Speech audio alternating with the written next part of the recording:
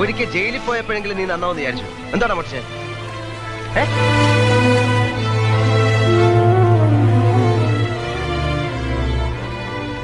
5 ദിവസമായി ആഹാരം കഴിച്ചിട്ട് നിവൃത്തിയില്ല. ये किसका है? मेरा है.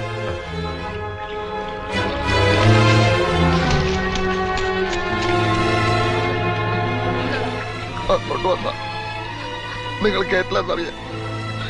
കിടന്നിരുന്ന പുര വല വിട്ടിട്ടാണ് ദുബായി പോവാൻ ഞാനിവിടെ വന്ന് പണം മുഴുവൻ വാങ്ങി അവരെന്നെ പറ്റിച്ചു. ഈ എന്റെ കത്തും പണം സ്വപ്നം കണ്ട് പട്ടിണി ഇളക്കുന്ന കുടുംബമുണ്ട് നാട്ടില്. നിവൃത്തിയില്ല ചേട്ടാ. ഞാനെന്താ വേണ്ടേ?